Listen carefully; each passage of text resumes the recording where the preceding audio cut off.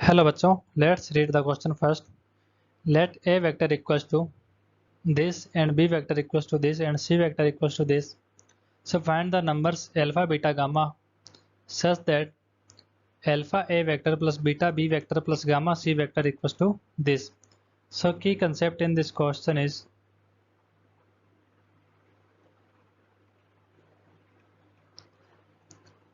कि मान लो हमें दिया गया है एक मैट्रिक्स जो है A, B and C.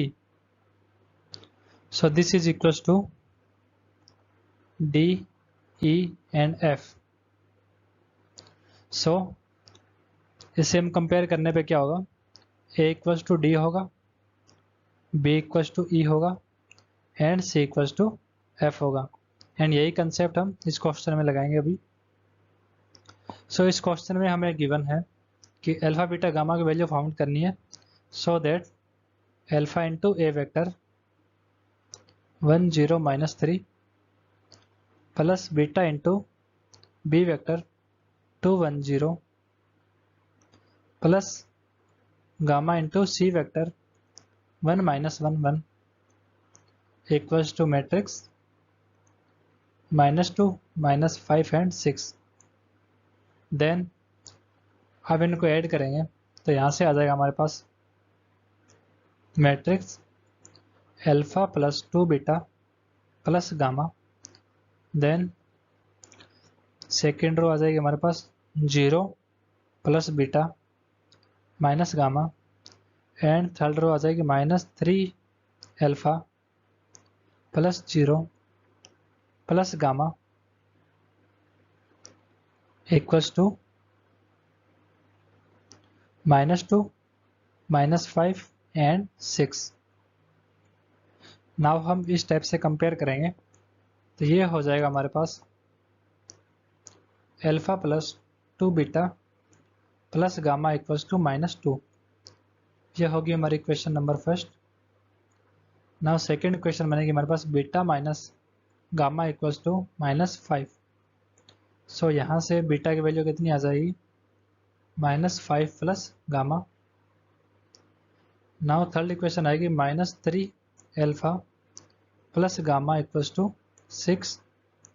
सो यहाँ से अल्फा की वैल्यू आ जाएगी हमारे पास 6 माइनस गामा डिवाइड बाय -3। सो अब हम बीटा की वैल्यू इक्वेशन फर्स्ट में डाल देंगे और अल्फा की वैल्यू भी इक्वेशन फर्स्ट में डाल देंगे। तो यहाँ से हमारे पास इक्वेशन आएगी वो आ जाएगी 6 minus gamma divide by -3 plus 2 into -5 plus gamma equals to -2। इसको सिंपल करेंगे तो ये आ जाएगा 6 minus gamma -6 -5 plus gamma -3 gamma equals to 6। So यहाँ से 6 से 6 कैंसिल आउट हो जाएगा एंड हमारे पास आएगा -10 गामा प्लस 13 इक्वल्स टू 0।